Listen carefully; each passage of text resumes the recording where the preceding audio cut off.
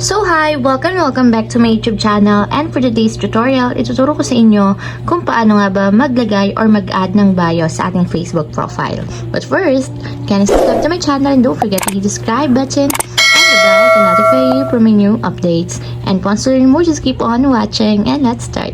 So yan guys, for today's video, i-open lang natin ang ating Facebook app or yung ating Facebook account. And then pagka-open guys, mula dito sa pinakang homepage, pumunta lang tayo sa profile ng ating Facebook. And then dito guys, sa pinakang profile, itap nyo lang dito yung edit profile. So nandito siya malapit sa inyong profile picture.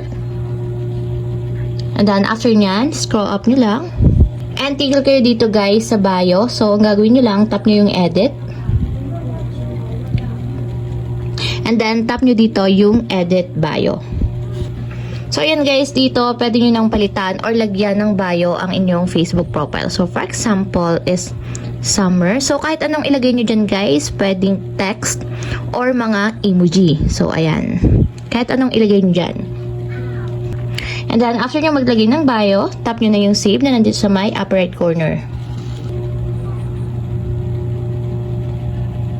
And then guys, kung makikita nyo nakalagay na yung bio natin, and check natin dito sa ating profile. So refresh ko lang. And then guys, kung makikita nyo, nakalagay na siya or nakadisplay na siya dito sa aking Facebook profile. So, ayun lang guys, ganun lang kasimple kung paano nga ba mag-add or maglagay ng bio sa ating Facebook profile. If you have a question, can you comment down below and don't forget to hit the subscribe button and the bell to notify you for new updates. And thank you for watching!